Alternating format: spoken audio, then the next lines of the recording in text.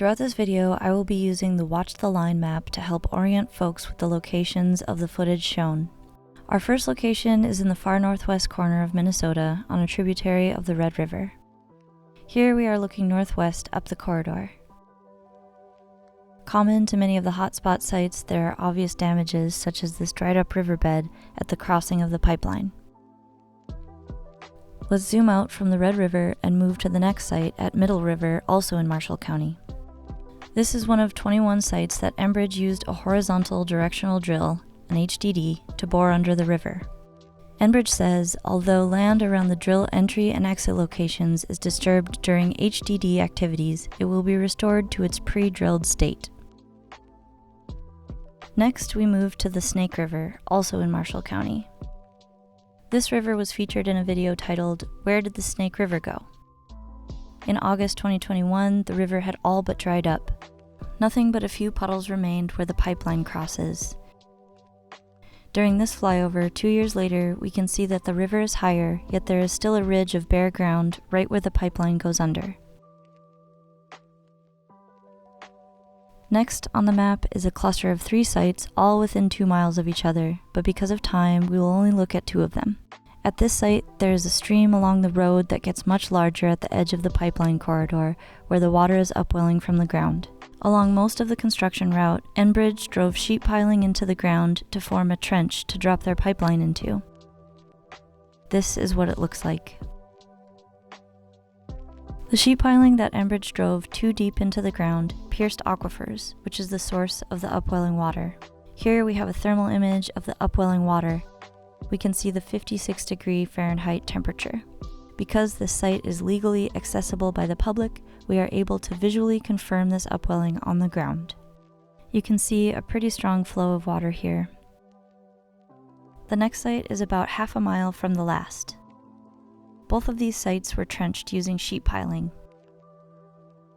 This site has a similar thermal signature as the last site, indicating another upwelling of water.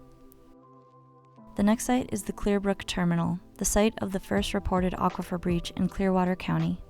Enbridge didn't report the breach to the DNR. In 5 days after the breach, on January 26, 2021, Enbridge requested a 10-fold increase in their water appropriation permit.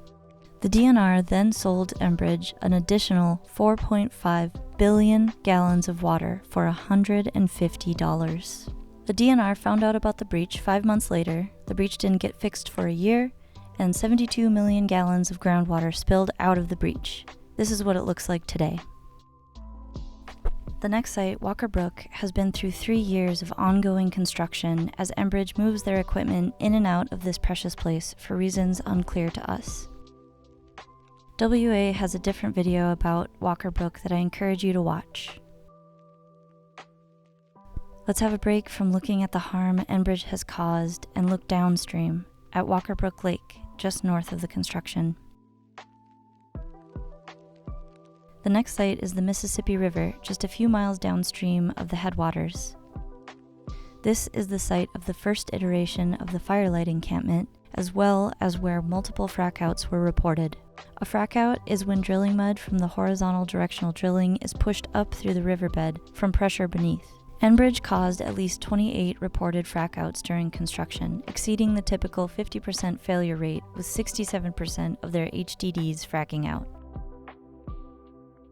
Here's the river just downstream of the construction damage. The next site is Lal Valley, another place that has been through years of ongoing construction. The DNR knew the Lal Valley crossing would be problematic, yet they permitted it anyway. In August 2021, Enbridge and their contractors again breached an aquifer with their sheet piling. To fix the breach, workers inserted about 135 23-foot-long steel pipes throughout the valley and injected over 51,000 gallons of grout. This created a permanent, underground, reinforced concrete wall over 20 feet high in places and 2.5 football fields in length. What you are seeing here is Enbridge's attempt at remediating the valley. Enbridge clear-cut nearby trees and laid them on the land. The next site is about 12 miles away at Hay Creek, another HDD location. We are confident in our evidence that there is upwelling water here. However, we think that this probable aquifer breach was caused by past pipeline construction and not Line 393. This reinforces the questions regarding where the state agencies are. Why are volunteer community groups doing the work of the state? We can see the cool water temperature indicating upwelling water. The next site is Moose Lake, a beautiful Manoomin or wild rice lake that Enbridge trenched just 50 feet from the southern shore, creating several aquifer breaches in the wetland. Moose Lake exists within complex wetland and peat bog ecosystems which support many relatives, many species of fish, both migrating and non-migrating birds, muskrats, and other mammals, as well as human beings. In June 2022, WA field volunteers discovered an upwelling of water only about 50 feet from the lake and reported it to the MNDNR. Over a year later, the DNR finally confirmed the breach and notified the public. The effects of aquifer breaches on wetland ecologies are unknown. The plant life supported by these wetland ecosystems, including Manoomin or wild rice, evolved to thrive in water chemistry that is much different than aquifer water. Some possible effects we are concerned about are temperature and biochemical changes affecting the ecosystem's ability to access and cycle nutrients. The state agencies are prudently requiring long-term monitoring of this site. Unfortunately, even that can be disruptive, as illustrated by this aquifer breach location that has been shored up with sandbags so they can collect water samples. Wetlands play a critical role in providing fresh water, improving water quality, sequestering carbon, regulating climate, and supporting biodiversity. The Minnesota DNR cites that 50% of our original wetland acreage has already been lost. We are concerned for the entire wetland biome, but especially for the Manoomin that grows on the lake where the aquifer water flows into. WA wants to see this aquifer breach fixed, but we also want to see no more harm done to this and all other places that Enbridge has damaged. At this site alone, there are at least 3 new upwellings of water and 4 springs that no longer flow. This is the last site we will see today. It's about 400 feet from the border of the Fondulac Reservation on 1854 treaty territory. The Fondulac Breach, or as Enbridge calls it, milepost 1102.5, occurred September 10, 2021. Enbridge had insufficient information on the area's hydrology and the DNR did not require it. The breach was caused by Enbridge's trenching methods once again, and a minimum of 263 million gallons of groundwater was released. According to Enbridge, the aquifer breach was successfully repaired on April 7, 2022. But WA has documented 3 new seeps just east of Enbridge's 2021 breach site. By plotting their coordinates on a map alongside Enbridge's data, we know that these are new seeps. Here are Enbridge's coordinates of the 2021 breaches plotted on a map. And here are the coordinates of the upwellings WA has recorded. The new upwellings are alarming as it is, but when we look at the thermal data, we see water temperatures of up to 99.9 degrees Fahrenheit. As mentioned before, upwelling aquifer water normally surface with temperatures of around 50 degrees Fahrenheit.